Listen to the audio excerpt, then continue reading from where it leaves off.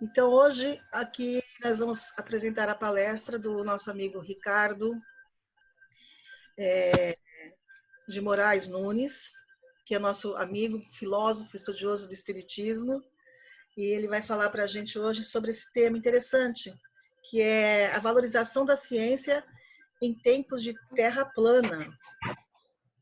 Terra plana? Bom, vamos ver o que o Ricardo tem para contribuir com a gente. Obrigada, Ricardo. Boa noite, Sandra. Boa noite, amigos. É uma grande alegria estarmos aqui hoje, reunidos em torno desse grupo de amigos que tanto queremos bem, que tanto esse grupo de agora nesse momento especial de quarentena, em que ficamos afastados por alguns momentos, encontramos essa forma da gente se encontrar, trocar ideias, da gente trocar a nossa opinião. Então, eu quero, antes de mais nada... Só um minutinho, Ricardo, só um minutinho. Só um minutinho, eu vou fazer todo mundo ficar mudo e vou deixar só você, tá bom? Só um minuto.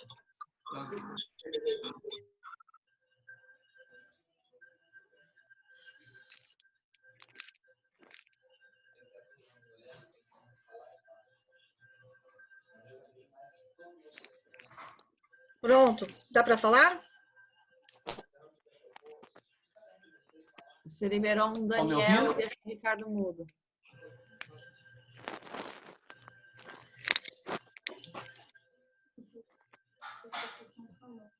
Não entendi.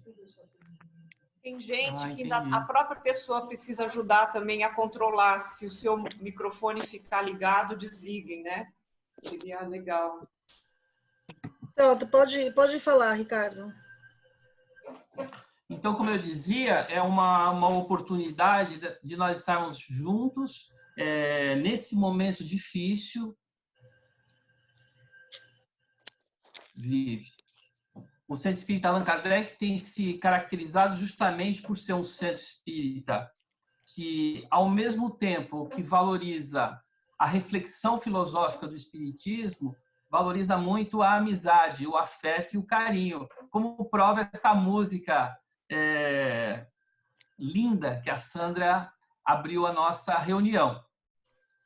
Bom, o tema de hoje, como já foi dito, e vale a pena repetir para quem não entendeu ainda o tema, porque ele é um pouco, ele traz uma provocação, que é o espiritismo e a valorização da ciência em tempos de terra plana.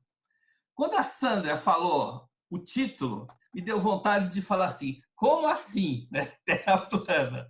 Né? Então, de fato, é uma provocação importante, uma reflexão que fico feliz que nós possamos fazer essa reflexão a partir de um centro espírita, de uma casa espírita, que é uma reflexão muito importante nos dias de hoje, que é justamente a relação do espiritismo com o problema do conhecimento. Se eu pudesse resumir em uma outra frase o tema da reflexão da noite, eu diria o seguinte, em forma de indagação, em forma de pergunta. Qual o valor que o espiritismo dá à ciência? Em outras palavras, é esse o tema que a gente vai pensar na noite de hoje. Afinal, qual é o valor que o espiritismo dá à ciência, à produção científica, ao conhecimento? Em síntese, é a reflexão da noite. Quando nós falamos em ciência, sejam as ciências da natureza, sejam as ciências humanas, sociais, nós falamos em pesquisa rigorosa com método. Nós falamos em consenso dos especialistas de um determinado tema. E nós falamos de organizações estudiosas de um determinado tema. Então, quando nós falamos em ciência, logo nós pensamos nisso, né? Basicamente nessas três coisas. Toda a ciência é feita com um método para aferir as suas verdades, as suas conclusões. Toda ciência, as conclusões, melhor dizendo, elas devem obedecer a um consenso dos especialistas. É assim que funciona. Lógico que sempre é possível que as conclusões da ciência, como nós vamos ver mais adiante, elas mudem. Mas ela Mas requer... se a senhora falar, eu não posso escutar a palestra, então vou para lá. Gente, só um minuto, por favor. Tem alguém que está com o áudio ligado. Eu não consigo identificar quem é a pessoa que está com o áudio ligado. Não, por causa da televisão. Vai me Ricardo, atrapalhar. desculpa. Sandra, olha no teu WhatsApp. Eu estou vendo, é Marisol, mas eu não consigo tirar ela, como eu não consigo mudar. Marisol, por favor, tira o seu áudio, o seu microfone. Você não consegue apagar o microfone dela daí? Não, não consigo. Alô? Tá me incomodando? Marisol, alô, agora o microfone tá ligado. Oi. Marisol, o seu áudio tá ligado. Aí, Marisol, o seu áudio tá ligado, o seu microfone. Põe ele no mudo, por favor. Ele tá ligado? Agora ele tá ligado? Tá ligado. Agora ele tá ligado. Agora eu vou pôr ele estava no mudo. Agora tá. Ok?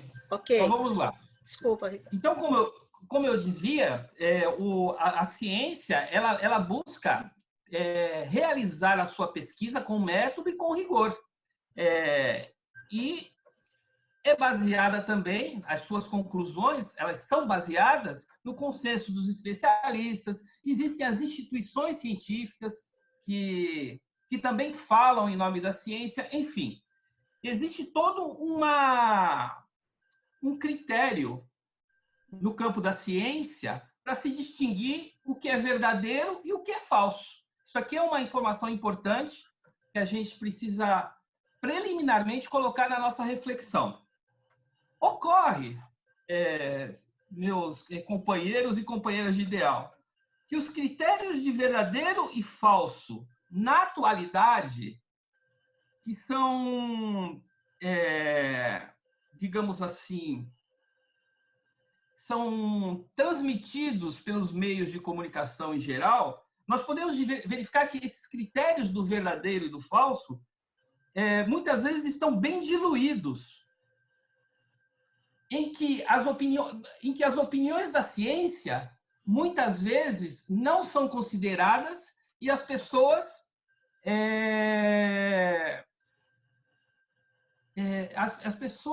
proferem as suas opiniões individuais sobre diversos assuntos, muitas vezes ignorando o que o conhecimento científico, efetivamente, o dos estudiosos, nos traz. Esse é um grande problema do nosso tempo, que é uma época de redes sociais, em que, se por um lado as redes sociais democratizaram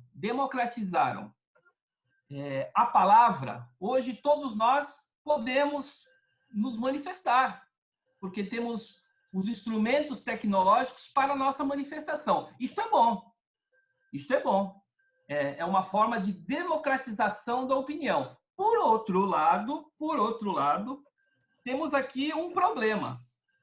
Eu trouxe aqui uma frase de um pensador importante do século XX, que é Umberto Eco. Umberto Eco, ele percebeu esse fenômeno, que é a valorização da opinião individual nessa época de internet, de redes sociais, em detrimento do conhecimento. Ele dizia o seguinte, que o drama da internet que temos, né, de hoje, atual, olha só a frase, meus amigos, é que ela promoveu o idiota da aldeia em portador da verdade. Acho essa frase interessantíssima. E ele diz mais, que os imbecis têm o mesmo direito à palavra de um prêmio Nobel. Está tudo misturado nas redes sociais. Então vejam como é um fenômeno interessante. É importante que tenhamos voz, é lógico. Isso aqui ajuda o processo da democracia, da opinião. Mas a voz, ela tem que conhecer do que fala, do que diz. E isso que ocorre na atualidade que é uma época que nós falamos de fake news, ela é uma época em que justamente não há muita preocupação. É como se nós pudéssemos emitir as nossas opiniões sobre os assuntos diversos sem conhecer efetivamente o que, ou sem levar em consideração o que o conhecimento científico fala em relação a um determinado tema. Isso é um problema, mas é um problema sério nos dias de hoje.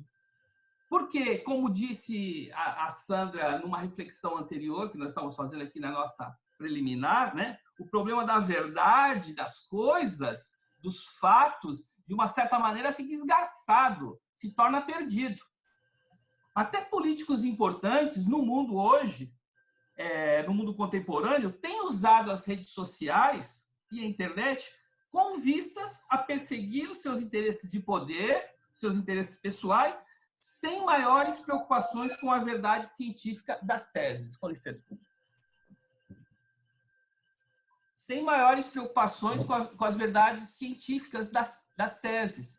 Então, infelizmente, nós vivemos um momento em que até pessoas que possuem responsabilidades institucionais, responsabilidades de Estado, utilizam-se dessa tecnologia, muitas vezes sem maior compromisso com a ciência, com a verdade dos fatos, que precisam ser considerados e conhecidos pelas populações. Um fenômeno curioso que acontece no nosso tempo é o surgimento de teses de grande popularidade que são absolutamente contrárias ao conhecimento científico. Isso aqui é uma coisa muito interessante. Isso é um fenômeno que vivemos. Teses que, como diz, correm pela boca do povo. Correm à solta pela boca do povo, criando teorias, né, como diziam no meu tempo de faculdade de Direito, teorias alienígenas. Eu gosto dessa frase, até brinco muito com ela. Né? Então, isso é um fenômeno muito comum. Surgirem teses na sociedade que são uma verdadeira afronta ao conhecimento científico, ao consenso dos especialistas. E muitas vezes essas teses, essas informações, entre aspas, são divulgadas pelas redes sociais sem a menor consideração pelo verdadeiro, pelo correto, pela realidade dos fatos. Eu elenquei aqui, pessoal, algumas teses que ficaram famosas nos últimos tempos, tanto no campo das ciências humanas, quanto no campo das ciências da natureza, que ficaram famosas nos últimos tempos por afrontar a verdade dos fatos, por afrontar o conhecimento científico. Eu vou elencar aqui, primeiramente, algumas teses que se dão no campo das ciências sociais e históricas, que tem ocorrido no campo das ciências sociais e históricas. E são teses que desafiam, como eu disse, o conhecimento científico e que, por isso, são perigosas. Porque são teses em relação às quais já existe consenso dos especialistas em relação a tais teses. É lógico que, como disse, sempre é possível mudar, mas tais teses enunciadas da forma que têm sido enunciadas, elas contrariam o conhecimento dos especialistas deste momento histórico. Por exemplo, existe uma tese que surgiu já há alguns anos, que diz, uma tese que costuma se chamar essas teses de teses negacionistas. Existe uma tese que diz que o Holocausto judeu na Alemanha nazista não ocorreu. Não ocorreu.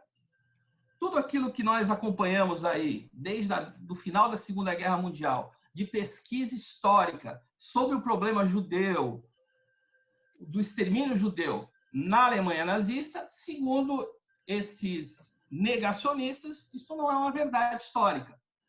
Só que é um problema, existe consenso dos especialistas nesse tema. E que essas teses são isoladas dentro de um conjunto maior de consenso. Surgiu uma tese recentemente que eu achei muito curiosa, bastante interessante, no campo ainda das ciências históricas, políticas e sociais, de que o nazismo era uma doutrina de esquerda. Eu acho curioso isso, né? O nazismo não era uma doutrina de esquerda. O consenso dos estudiosos é que o nazismo era uma doutrina de direita que, inclusive, combateu a esquerda na época. E no próprio Brasil surgiu uma tese de que, na verdade, não houve uma ditadura militar no Brasil. Também não é verdade. Houve, sim, na década de 60, uma ditadura militar. Não apenas no Brasil, mas em toda a América Latina, ou nos principais países da América Latina. Isso aqui é um fato histórico que conseguiu fazer um consenso dos historiadores. No campo das ciências, de outras ciências, como abre o título da nossa reflexão, surgiu a tese de que a Terra é plana. Existem hoje na internet os defensores de que a Terra é plana. Já se sabe há muito tempo que a Terra não é plana. Aliás, já mandamos astronautas lá para o planeta Terra já mandou astronautas que viram a Terra da Lua e verificaram que ela não é plana. Mas é curioso como ainda existe na internet pessoas que tentam defender essa tese, que, por sinal, ela realmente ela enfrenta o que se conhece de conhecimento científico hoje sobre esse tema, que é um tema importante da astronomia. Eu estava pesquisando para a nossa reflexão, eu verifiquei que existem pessoas que lançam algumas informações na internet que são contra a vacinação. Verifiquei que existe um movimento anti-vacina. Veja só, quantos problemas de saúde as crianças se livraram, quantas doenças a humanidade se livrou em razão da vacinação coletiva, da vacinação organizada, feita pelo Estado. Então, esse movimento defende de que sempre trabalha uma certa teoria da conspiração de que a vacina não é desejada. Existem aqueles, meus amigos, que negam o aquecimento global, que a Terra não está passando processo de aquecimento, mesmo com cúpulas sobre o clima sendo promovidas pela Organização das Nações Unidas em vários países, né? Existem aqueles que se negam a reconhecer que a Terra passa, nos últimos anos, por um aquecimento global acentuado. A própria ONU trabalha esse conceito. E, finalmente, para dar um exemplo ainda no campo da ciência, e depois vou dar um exemplo no campo do espiritismo, das comunicações mediúnicas, né? Existe hoje um debate entre algumas pessoas que querem colocar nas escolas, veja que interessante isso, com todo o nosso avanço científico, filosófico, racional do século XXI, existem alguns que defendem que as escolas devem ensinar as teorias criacionistas da Bíblia, substituindo a teoria mais aceita nesse campo de pesquisa do homem, que é a teoria da evolução das espécies de Darwin. Então, é assim que nós andamos hoje, né? Com muita informação dessa natureza, que precisamos ter um certo cuidado, ainda mais quando nós, e eu vou falar sobre isso no desenvolvimento da nossa reflexão, ainda mais quando nós nos adjetivamos como espíritas, porque os espíritas, nós vamos ver que tem um compromisso com a racionalidade, com a análise crítica das coisas. Eu vou falar um pouco mais sobre isso. É interessante que, na atualidade, tem surgido, inclusive, isso sempre houve, mas como toda situação excepcional e difícil da humanidade, em que algum fato grave acontece, tem surgido, inclusive, algumas mensagens mediúnicas extremamente controversas e exóticas para tentar justificar a pandemia que vivemos. É muito curioso isso. Mensagens mediúnicas que tentam nos levar a pensar que a humanidade passa por uma espécie de punição promovida pelo mundo espiritual, que está havendo uma espécie de limpeza do planeta, enfim. Esse tipo de tese, inclusive o nosso colega aqui do Centro Espírita Allan Kardec, o Cavour Crispim, vai falar especificamente sobre esse tema na semana que vem. Então, meus amigos, é possível que surjam aqueles na sociedade de hoje, né, que dizem que viram o Elvis Presley tomando um chopinho com o John Lennon lá em alguma praia do Rio de Janeiro. Tamanho absurdo que a gente muitas vezes está sendo difundido nas redes sociais, né? Entre que o verdadeiro e o falso, ele já não, nós estamos tendo dificuldade para distinguir. E a partir do momento que nós temos dificuldade para distinguir, o que ocorre? Nós, para distinguir o verdadeiro e o falso numa informação, numa notícia, num conhecimento, isso afeta na nossa capacidade de escolha, na nossa capacidade de tomar uma decisão adequada.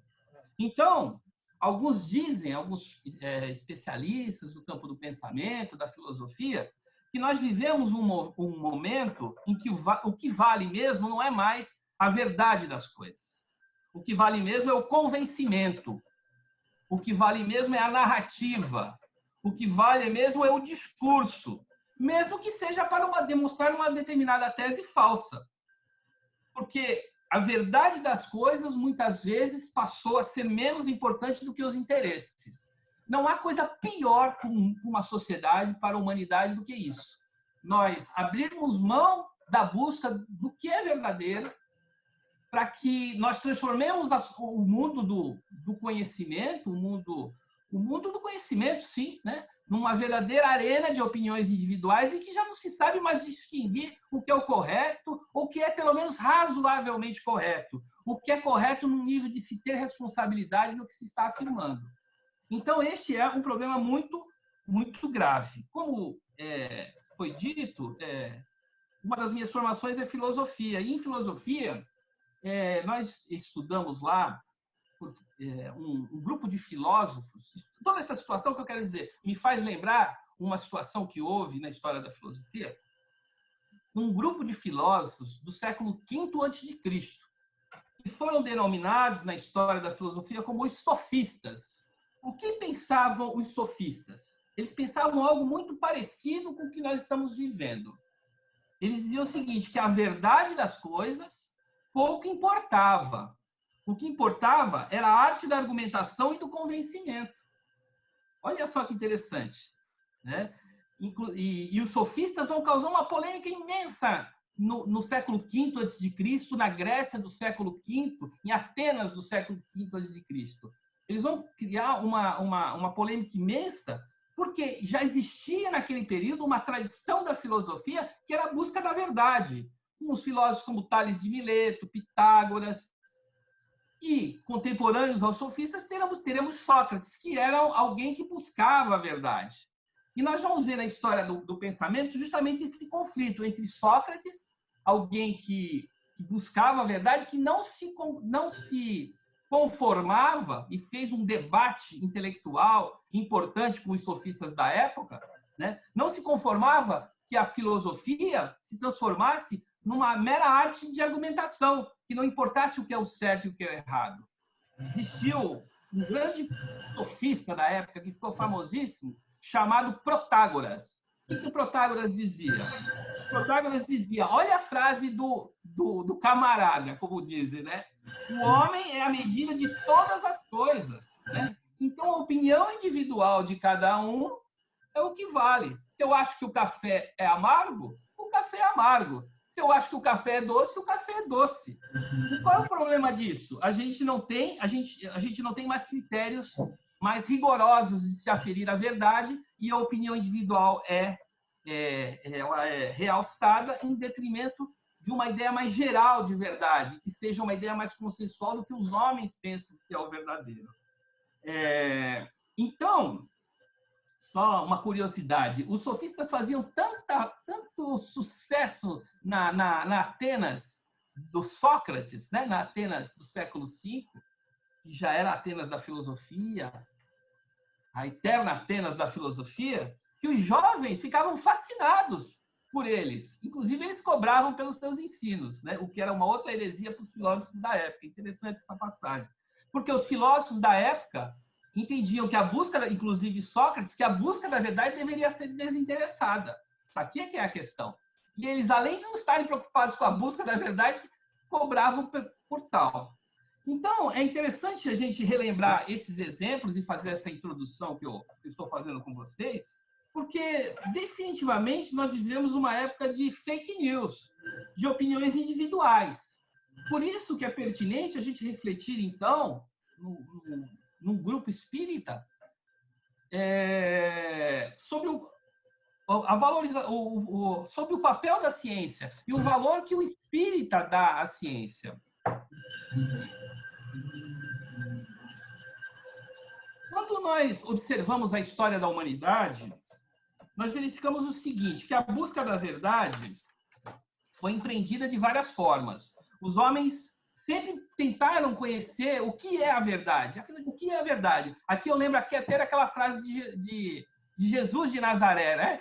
Que é, conhecereis a verdade e a verdade vos libertará.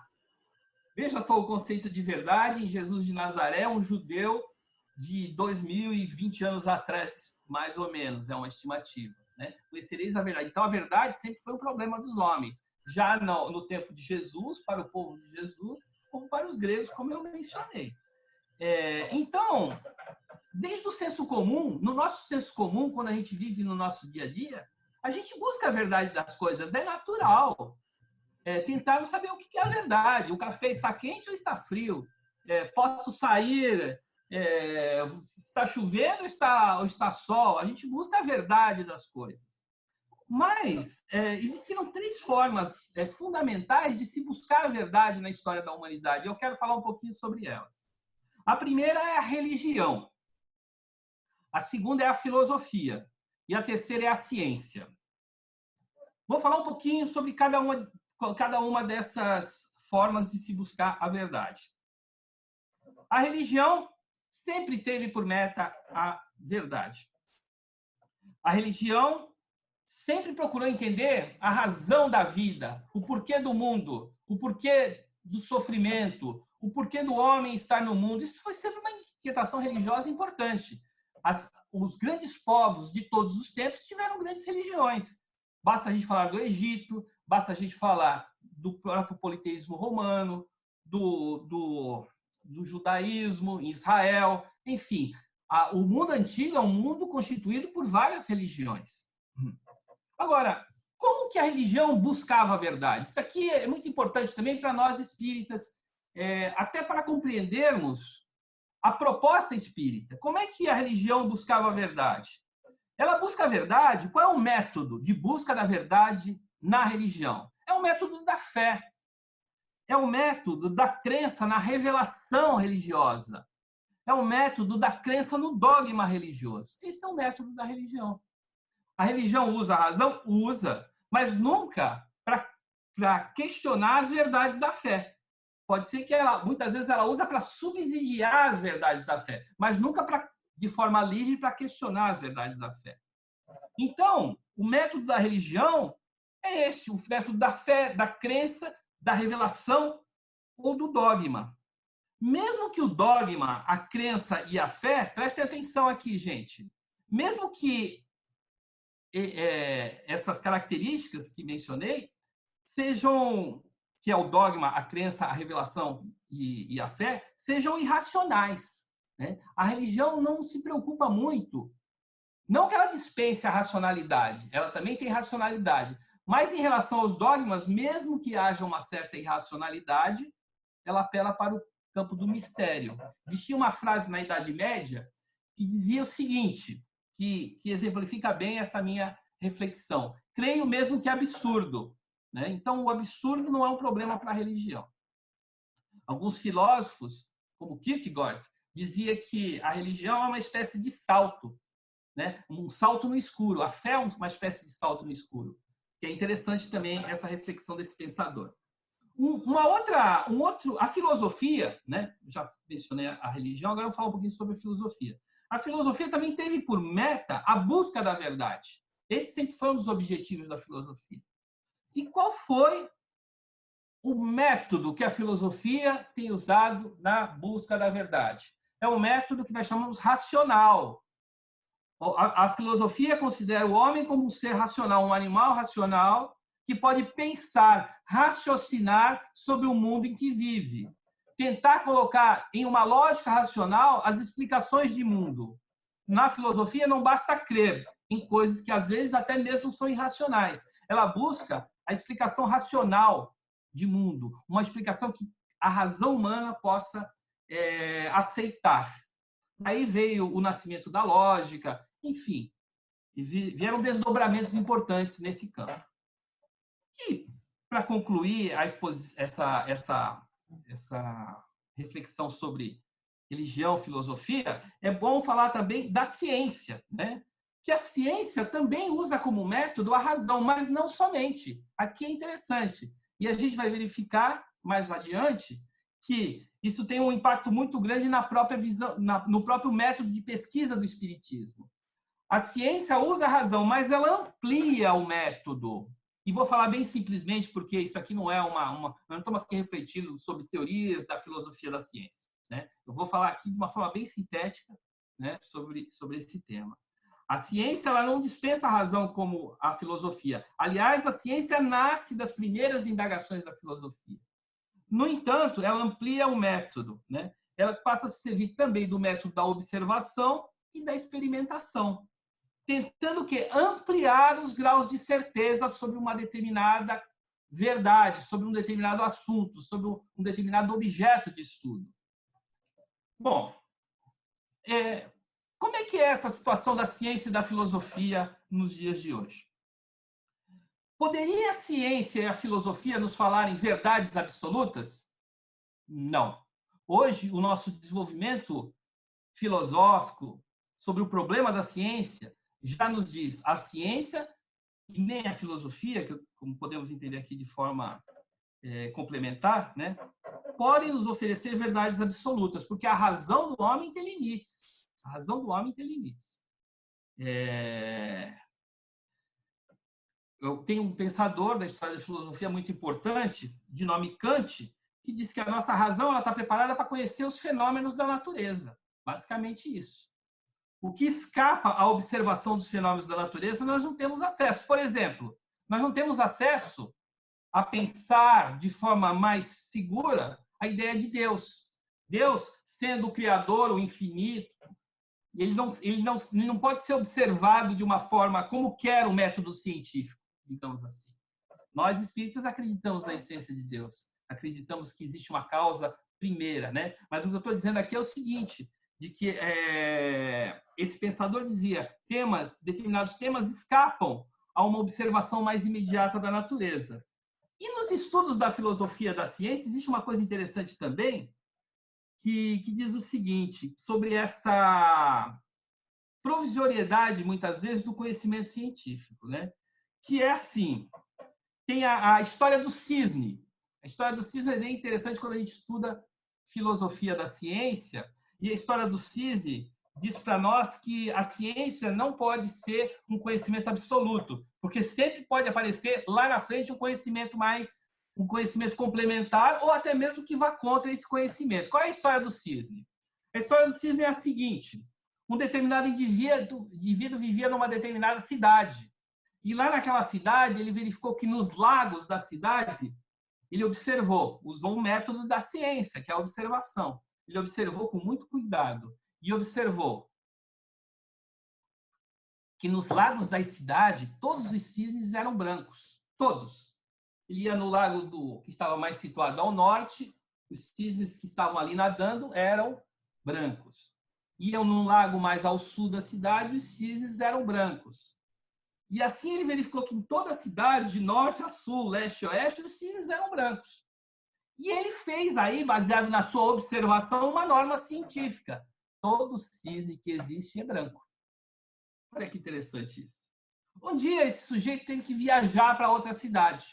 E lá, observando os lagos da cidade, ele verificou, olha só, os cisnes aqui não são brancos, eles são negros. Ele ficou de um lado, do outro, a existência de cisnes negros. Aquela lei geral que ele havia criado com todo entusiasmo de que todos os cisnes do mundo eram brancos, foi revogada, porque na natureza, até melhores observações, existem cisnes brancos e negros. É uma historinha que se conta quando se estuda filosofia da ciência, justamente para a gente ter a ideia de que o próprio conhecimento científico não deve ser assim idolatrado. Ele deve ser respeitado, mas não deve ser idolatrado, porque ele não pode se arrogar no sentido de ter o conhecimento absoluto, né? A ideia do absoluto nos escapa, porque nós vivemos no mundo do relativo. Todo ser humano vive no mundo do relativo. Então, nós não estamos aqui para aprender e não conseguimos, os nossos métodos de pesquisa da verdade não conseguem aprender o absoluto das coisas. Porque nós mesmos somos seres relativos. Então, o máximo que a ciência pode nos trazer são verdades provisórias, bem pesquisadas, que podem até mudar lá na frente, mas verdades provisórias. Isso é um ponto, né? Mas isso aqui é importante, gente, dentro dessa nossa reflexão. Mas isso não quer dizer que a ciência seja inútil. Isso não quer dizer que a ciência pode ser ignorada pela humanidade, porque é a forma mais rigorosa de se produzir conhecimento até hoje conhecida pelo homem.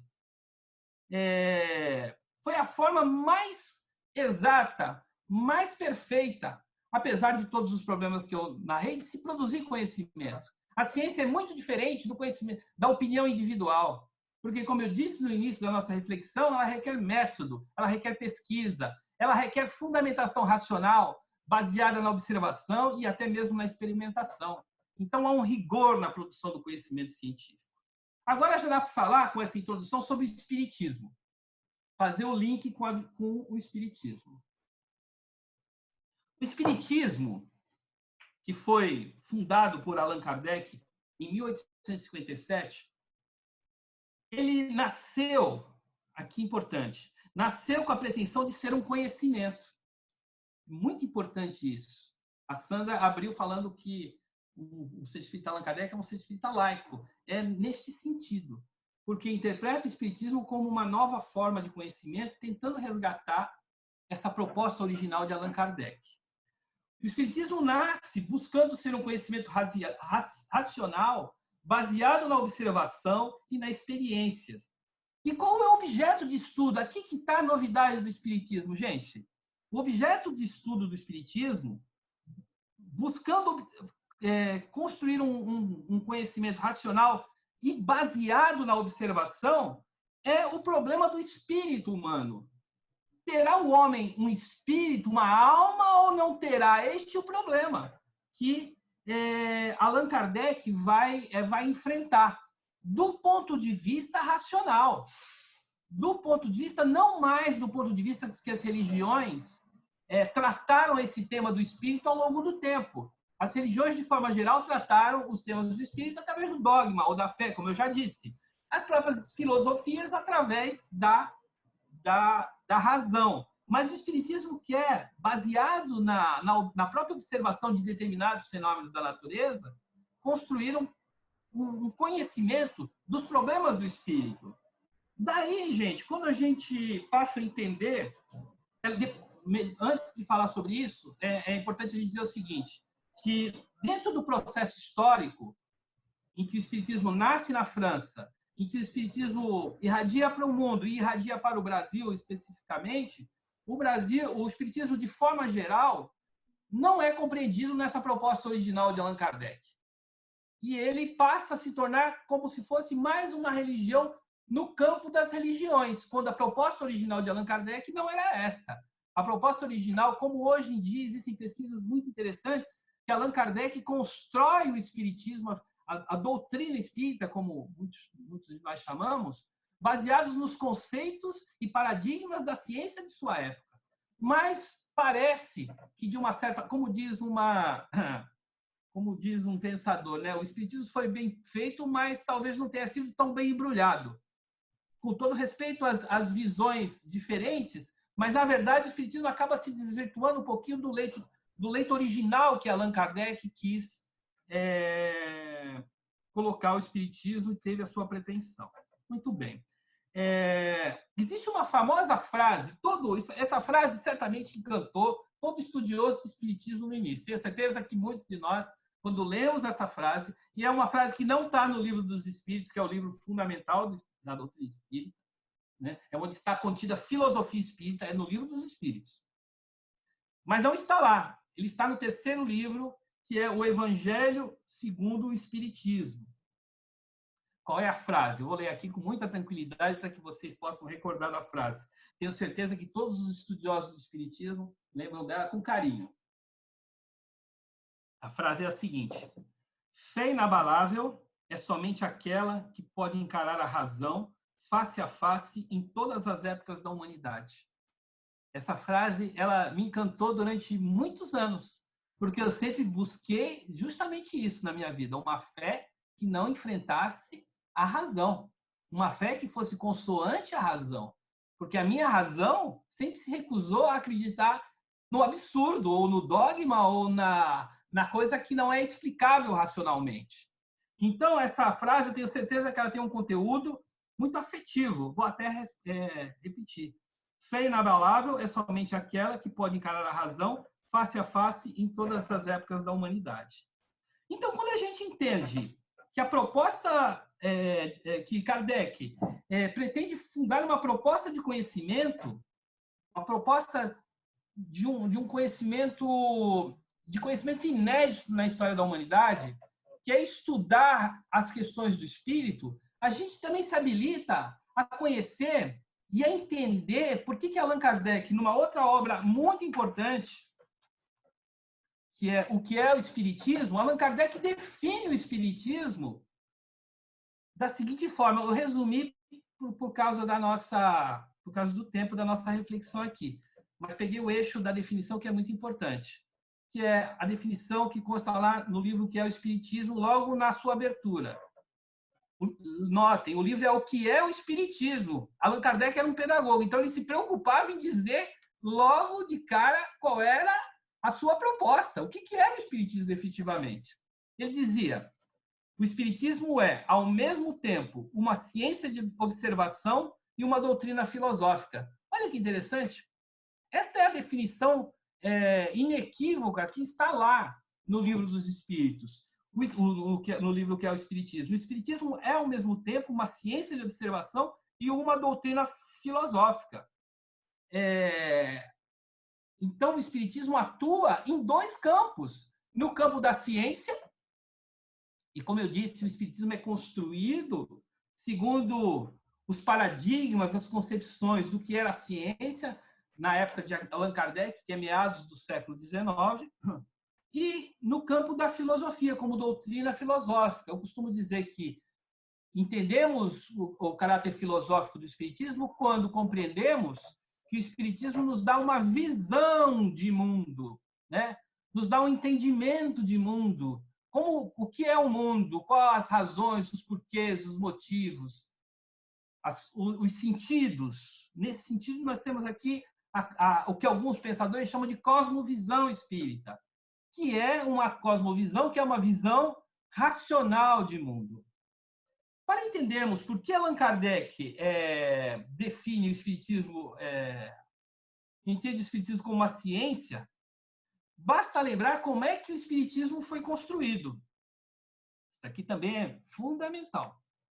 Conhecer a origem, como que o Espiritismo teve, digamos assim, como foi dado o pontapé inicial nessa coisa chamada Espiritismo.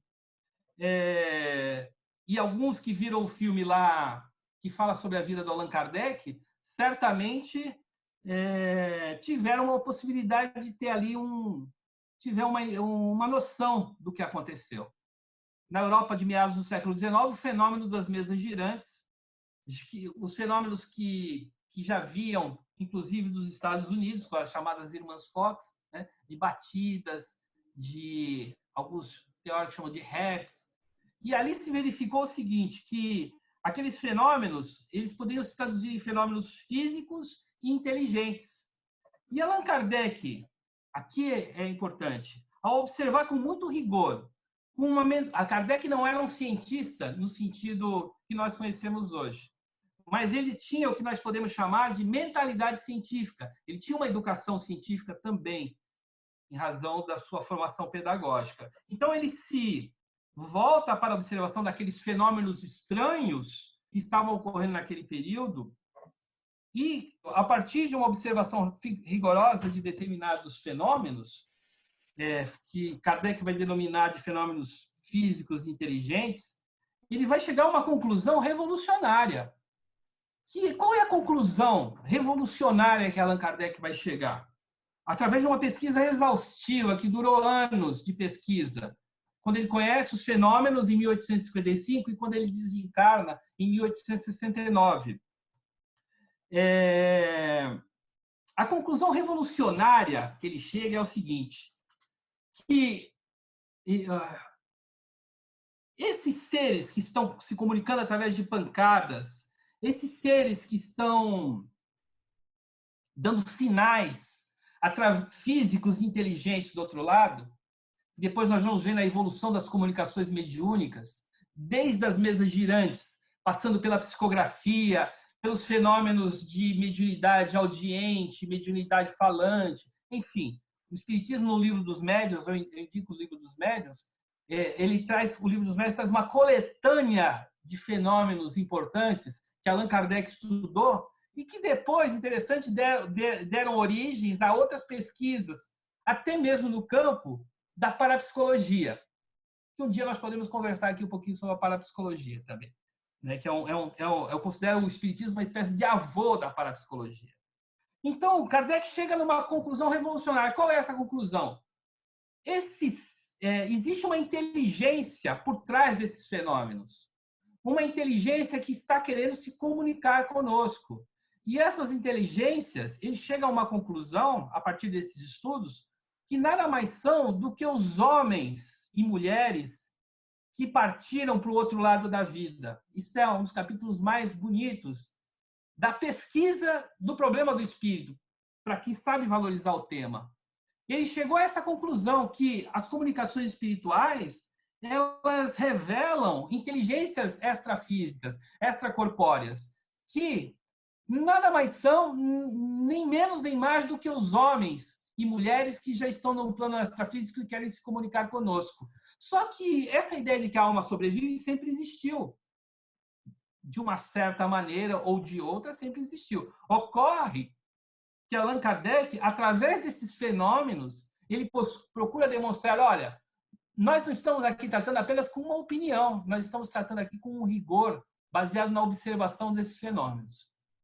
Que nós chegamos a essas conclusões. E é um capítulo muito bonito, que considero da história da humanidade, porque o Espiritismo, então, ele coloca ali uma proposta no mundo do conhecimento, que é a proposta de que a vida continua após a morte, que os seres humanos habitam uma esfera extrafísica e podem se comunicar, dadas as condições, com o plano material, através de médiums. O médium é uma espécie de instrumento dos espíritos no processo de comunicação mediúnica. É o instrumento que ele usa para fazer a ligação com o nosso plano físico.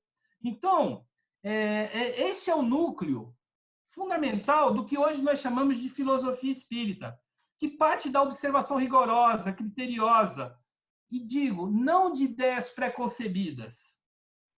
Não, o Kardec não chega e parte para observar o fenômeno mediúnico, os fenômenos da sua época, dizendo assim, ó, eu acho que são espíritos. Não, ele chega à conclusão a partir dos seus estudos e da análise racional do problema. Isso aqui é muito importante a gente ter em mente. Então, o Espiritismo, ele inicia o que a gente chama um período que... não um período, mas ele tenta construir no campo do conhecimento o que para a maioria do conhecimento científico atual, que é de base materialista, é um absurdo, que o Espiritismo tenta ser um espiritualismo científico, um espiritualismo que tem um apoio em base de fenômenos, numa base fenomênica sólida. Então, hoje, com o avanço das pesquisas, nós sabemos que já existem pesquisas importantes, por exemplo, sobre a reencarnação. Cito aqui o pesquisador Ian Stevenson, que nem era era espírita, mas fez uma pesquisa de alto nível no campo da reencarnação, que é uma das teses do espiritismo. Sabemos que existem pesquisas rigorosas e sérias no campo da mediunidade. É óbvio que no mundo acadêmico ainda não são muitas, mas elas existem. Sabemos que existem pesquisas importantes sobre as chamadas experiências de quase morte. Então, de uma certa maneira, o espiritismo é o precursor de uma nova ideia de se compreender o espiritualismo, não mais a partir da fé, mas sim a partir da análise racional e da crítica. Então, dessa forma, nós podemos concluir, que é um eixo central da nossa reflexão da noite, que o espiritismo valoriza a ciência como forma de conhecimento mais segura que possuímos. O espiritismo valoriza a ciência. Nós, espíritas, estamos com a ciência. Nós, espíritas, estamos com a ciência. Isto nos livra, isto é um convite para nós, espíritas, é um convite que o espiritismo faz para todos nós que estudamos Allan Kardec e a doutrina espírita, que os espiritismos se livrem das superstições, dos misticismos, das crenças ingênuas. O espiritismo está ancorado numa busca de conhecimento sólido. Podemos ainda, o espiritismo ainda não é reconhecido como gostaríamos no mundo acadêmico, né? E nem sei se um dia será. Não sou profeta, mas podemos dizer que o espiritismo é ousado na sua pretensão, que ele quer construir uns conhecimentos sólidos sobre as questões do espírito. Por exemplo, a ideia do sobrenatural para o espiritismo não existe. Na visão de Allan Kardec, o que seria o sobrenatural que é tão dito? É apenas o que é da natureza e ainda não é conhecido. É o natural ainda não conhecido. A partir do momento que a nossa pesquisa conhece aquilo que chamamos de sobrenatural, ele passa a deixar de ser sobrenatural, entre aspas, e passa a compor uma das leis da natureza. Allan Kardec vai entender, inclusive, que a comunicação dos espíritos com o mundo terrestre é parte das leis da natureza. Olha que interessante, ele não vê isso como um milagre, ele não vê isso como obra de Deus ou do demônio, né, no sentido assim como normalmente se atribui, mas como um fenômeno da natureza. A ideia que o espiritismo tem de respeito à ciência é tão forte, mas tão forte. E Allan Kardec deixa claro isso em todas as suas obras, em que pese que ele também faz uma crítica à ciência da sua época, não negamos isso, né? Porque a ciência da sua época muitas vezes se deparou com os fenômenos espíritas sem a devida abertura de pensamento e muitas vezes julgou o espiritismo de uma forma muito preconceituosa, como sendo uma bobagem, o que sabemos que não é. Como disse outro dia numa reflexão, e os fatos existem, estão aí e persistem. Os fatos da mediunidade, os fatos provocados pelo espiritismo. Allan Kardec, na Gênese, ele traduz o seu respeito à ciência na seguinte frase, vou ler aqui para vocês. O espiritismo, marchando com o progresso, jamais será ultrapassado, porque se novas descobertas demonstrassem estar em erro sobre um certo ponto, ele se modificaria sobre esse ponto. Se uma nova verdade se revelar, ele a aceitará. Veja que interessante, gente. O espiritismo propõe que essa doutrina, esse conhecimento, que tem aspectos que avançam para a reflexão científica, para a reflexão filosófica, para a reflexão moral, acompanhe o progresso da humanidade. Vivemos uma era de comunicação global. Vivemos o que alguns pensadores chamam de aldeia global. E as informações nessa aldeia global, como é o pretexto da nossa reflexão inicial, elas nos chegam de todos os pontos do mundo inteiro. Hoje em dia, temos informações do mundo inteiro. Talvez, eu estava até pensando, né, quando a gente estava refletindo sobre essa palestra, a forma que Allan Kardec trabalhava pode nos inspirar a lidar com essa avalanche de informações verdadeiras e falsas que nos chegam todos os dias.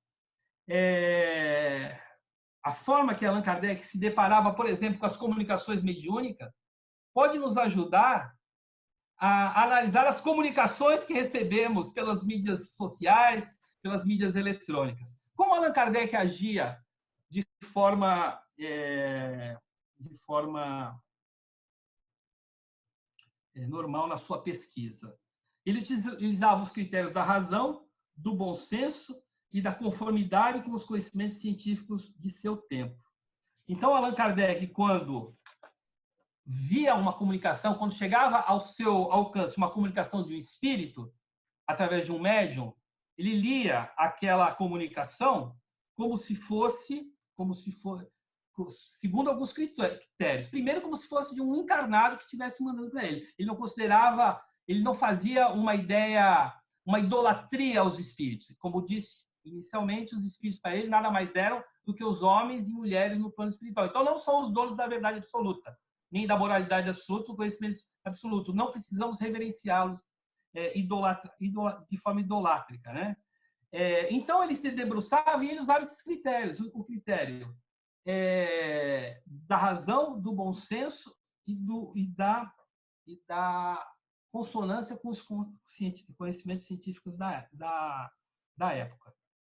Então, acho que isso nos dá uma forma de lidar com todo esse processo de desinformação que vivemos na atualidade.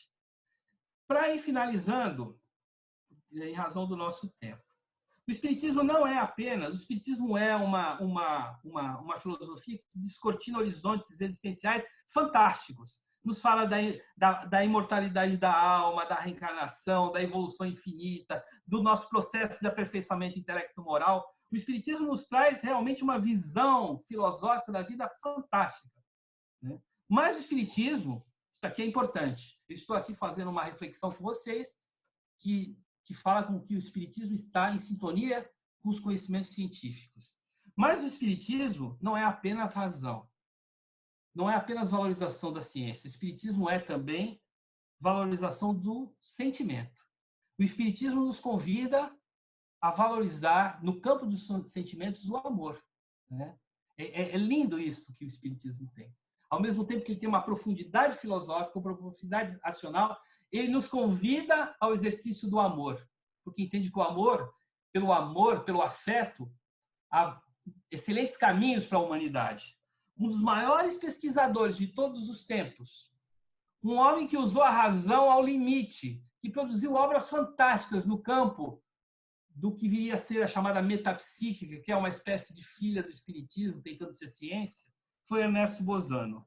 Ernesto Bozano dizia o seguinte: foi um dos homens que mais utilizou a razão, mas dizia, e se tornou espírita, apesar de ser cético no início das suas pesquisas. O espiritismo é um amor à ciência que se fecunda na ciência do amor. Eu acho essa frase linda, a partir de alguém que era um estudioso altamente competente e racional do problema do fenômeno espírita. Então, gente, finalizando efetivamente, nesse momento especial que nós vivemos, que nós possamos cultivar a certeza de que existem muitos aprendizados a serem colhidos. É um momento difícil que nós estamos vivendo, esse momento de quarentena, esse momento do Covid-19, mas talvez uma coisa que o Espiritismo nos diz é que todas as experiências da vida são importantes e podem nos trazer, todos os fatos da vida que vivemos, os desafios, podem nos trazer experiências importantes para a nossa vida individual. Então, nesse momento que nós estamos aqui vivendo de quarentena, isolados, não podemos mais beijar ou abraçar, que possamos, pelo menos virtualmente, nos manifestarmos às pessoas que amamos e que necessitam do nosso apoio. Que possamos encontrar formas de contribuir com a coletividade em geral, nesse momento difícil, né? Talvez seja um momento da gente encontrar caminhos para a contribuição com a coletividade em geral, que vivemos um momento difícil do ponto de vista da saúde pública e do ponto de vista econômico. E vamos acreditar, mas acreditar de verdade, que a inteligência humana criará saídas e que tudo isso passará, né? O homem tem enfrentado desafios ao longo da sua história. E este não será o último desafio. O homem vai superar esse desafio, a humanidade vai superar. E que tudo isso vai passar. E um dia estaremos todos comentando com os familiares e amigos, em meio a abraços, beijos e brindes, como foi vivermos esse período de quarentena. Então, meus amigos, vamos ter esperança que a inteligência e a capacidade do homem irá nos ajudar a sair dessa. Boa noite, obrigado Foi muito legal estar junto com vocês.